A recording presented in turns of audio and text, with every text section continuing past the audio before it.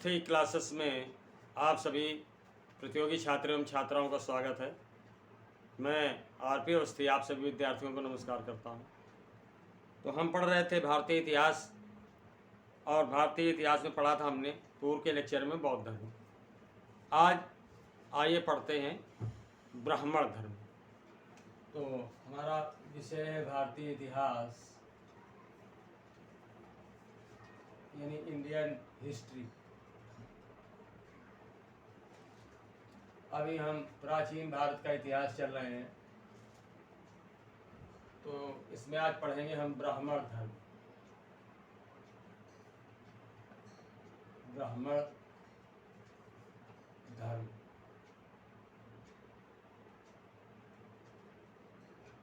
वास्तव में जो ब्राह्मण धर्म है ये हिंदू धर्म का प्रारंभिक स्वरूप था। हिंदू धर्म का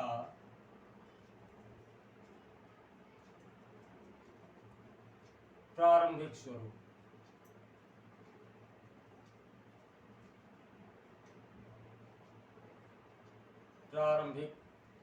था। वास्तव में जब आर्य लोग भारत आए तो भारत आगमन के पश्चात कालांतर में जब इन्होंने यहाँ की आवासीय व्यवस्था को अपनाया, सेटल होते चले गए, तो पढ़ने और पढ़ाने का अधिकार, पढ़ने और पढ़ाने का जो अधिकार था उसे ब्राह्मणों ने अपने पास सुरक्षित रखा। इस अधिकार को ब्राह्मणों ने अपने पास सुरक्षित कर लिया, यानी शिक्षा प्राप्त करने और शिक्षा प्रदान करने के अधिकार को उन्होंने अपने पास रखा। जितने भी याज्ञिक कार्य होते थे, यज्ञ संबंधित कार्य होते थे, वो इन्हें ही ब्राह्मण ही संपादित करवाते थे, पुरोहित ही संपादित करवाते थे। ये सारे कार्य पुरोहित के द्वारा संपादित होते थे, और पुरोहितों का ऐसा मानना था, या जन समुदाय को ये लोग ये बताते थे कि जितने भी देवता हैं उनको यदि आहुति दी जाए, आहुति के समय में स्वाहा शब्द का उच्चारण किया जाए। ठीक, देवताओं को जो आहुति दी जाती थी वो स्वाहा शब्द के उच्चारण के माध्यम से दी जाती थी। उनका मानना था कि स्वाहा शब्द का उच्चारण करते हुए अग्नि के माध्यम से जो भी आहुति दी जाएगी उससे देवता प्रसन्न होंगे और मनोवांछित वर प्रदान करेंगे। यज्ञकर्ता को यानी यजमान को वो मनोवांछित फल प्रदान करेंगे। यज्ञकर्ता को ये फल जो है पुत्र, धन, राज्य, यश आदि के रूप में प्राप्त होगी। यजमान को जो है पुत्र की प्राप्ति होगी, धन की प्राप्ति होगी, राज्य की प्राप्ति होगी, यश की प्राप्ति होगी। ठीक, तो इस तरह से ये जो वर है यानी वरदान है, यज्ञ में आहुति डालने से, यानी जो जिसका माध्यम अग्नि होगा देवताओं तक पहुंचेगा और देवता लोग प्रसन्न होकर के ये मनोवांछित फल प्रदान करेंगे।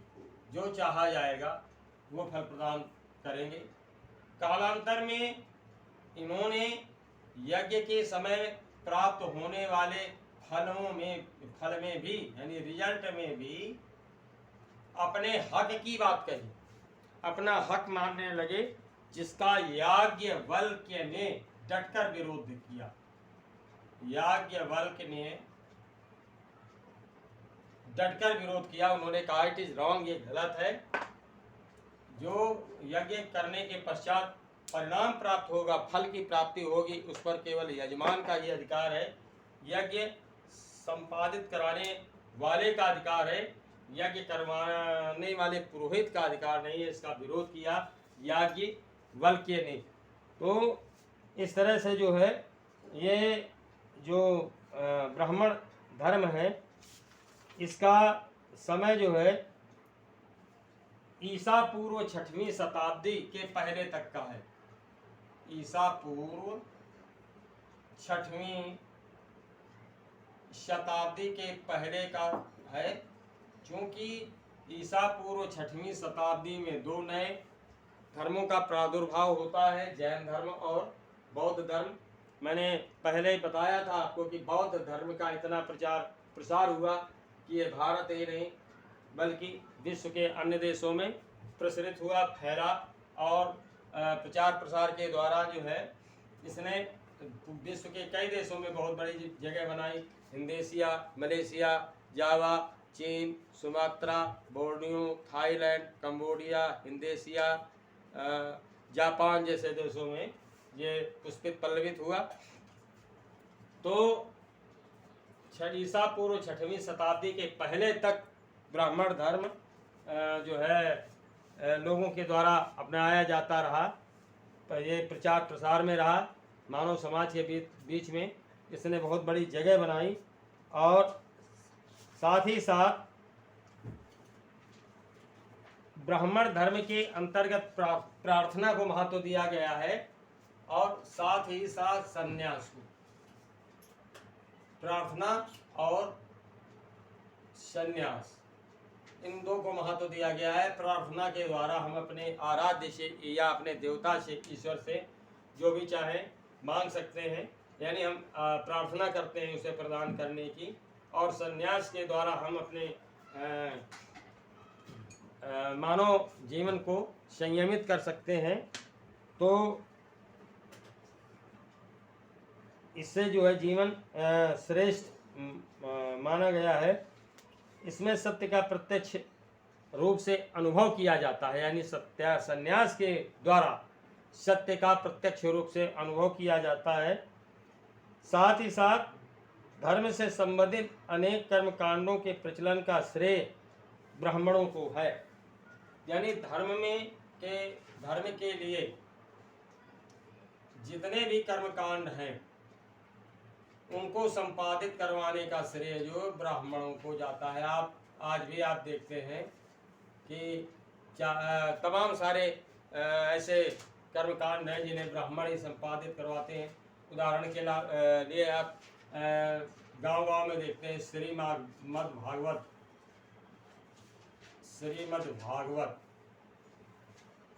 ये आज भी इसका आयोजन किया जाता है, चाहे गांव हो या नगर हो, कहीं भी हो। 7 दिनों तक जो है इसका आयोजन चलता है। तो श्रीमद् भागवत का सुबह के समय में वाचन होता है, शाम के समय उन सुबह पढ़े गए श्लोकों का अर्थ बताया जाता है। और साथ ही साथ यज्ञ भी पंचकुंडीय, सप्तकुंडीय। पंचकुंडीय का मतलब है जिसमें 5 हवन कुंड हो, और सप्तकुंडीय का अर्थ है जिसमें 7 हवन कुंड हो। तो पंचकुंडीय और सप्तकुंडीय यज्ञ किया जाता है। और अंतिम दिन जो है यानी श्रीमद् भागवत के समाप्ति पर 8वें दिन जो है भंडारे का आयोजन करते हैं, है ना। तो इस तरह से ये कार्य आज भी किया जाता है। और साथ ही साथ आप देखते हैं कि गृह प्रवेश, नया मकान बनवाने के पश्चात भी लोग जो है गृह प्रवेश के समय पुरोहित को बुला करके, ब्राह्मण को बुला करके पूजा पाठ करवाते हैं। जिसमें क्या होता है कि जब ये गृह प्रवेश किया जाता है तो उसमें सबसे पहले कलश की स्थापना के बाद जो है 9 ग्रहों का पूजन और तत्पश्चात आहुति के पश्चात जो है आहूत किए जाते हैं जो नवग्रह पूजन के समय, तो आहूत किए गए ग्रहों की विदाई, आहूत किए गए ग्रहों को विदा किया जाता है, उनको उनके स्थान पर भेजा जाता है, अपने स्थान पे जाने का अनुरोध किया जाता है। और इस तरह से जो है आरती के पश्चात ये जो है पूजन समाप्त होता है। तो गृह प्रवेश के समय ये पूजन होता है। और भी कई गृह शुद्धिकरण के लिए हवन करवाया जाता है, घर की शुद्धिकरण के लिए हवन करवाया जाता है। आज भी ये क्रिया संपन्न होती है। तो इस पर भी ब्राह्मणों का ये क्षत्र अधिकार है, इसे दूसरा आदमी नहीं करवा सकता है। तो इस तरह से इन्होंने इन धर्म से जुड़ी पद्धतियों पर, धर्म से जुड़े हुए जितने भी सिद्धांत हैं उन पर इनका एक क्षत्र अधिकार है। आज भी ब्राह्मण के अतिरिक्त इसे कोई संपादित नहीं करवा सकता है। और का वर्ण व्यवस्था, आश्रम व्यवस्था आदि ब्राह्मण धर्म के मुख्य आधार थे। वर्ण व्यवस्था और आश्रम व्यवस्था, वर्ण व्यवस्था और आश्रम व्यवस्था, ये जो है ब्राह्मण धर्म के मुख्य आधार थे। ठीक, ये दोनों चीज़ें जो है ब्राह्मण धर्म के मुख्य आधार थे। साथ ही साथ कुछ चीज़ें ऐसी भी थीं जो इनके अंडर में थीं। संपूर्ण सामाजिक व्यवस्था वर्णाश्रम धर्म के जटिल नियमों से आबद्ध हो गई थी। मतलब आगे चल करके ये व्यवस्था बहुत जटिल हो गई। ब्राह्मण धर्म से जुड़ी जितनी भी व्यवस्थाएं थीं आगे चल करके बहुत जटिल हो गई। यानी ईसा से 6वीं शताब्दी ईसा पूर्व जैसे जिस समय जैन धर्म और बौद्ध धर्म प्रकाश में आए, तब तक जो है ब्राह्मण धर्म अपनी क्रियाकलापों के द्वारा बहुत जटिल हो चुका था। साथ ही साथ इसमें मानव समाज छटपटाहट महसूस कर रहा था, क्योंकि वर्ण व्यवस्था यानी जाति व्यवस्था इतनी ज़्यादा जटिल हो गई थी कि मानव के बीच में भेद उत्पन्न हो गया था। एक व्यक्ति दूसरे को छूता नहीं था, परछाई से बचकर रहता था। उनके ये समाज का एक ऐसा वर्ग था जिसके साथ जो है घृणास्पद व्यवहार किया जाता था, निम्न कोटि का व्यवहार किया जाता था उसके साथ में। तो आगे चल करके ये ब्राह्मण व्यवस्था बहुत ज़्यादा जटिल हो गई और इसका परिणाम ये हुआ कि लोग इससे ऊबने लगे और ऊबते ही बौद्ध धर्म और जैन धर्म जैसे ही सामने आए तो लोग इनसे जुड़ते चले गए। यही ब्राह्मण धर्म के ह्रास होने का मुख्य कारण था।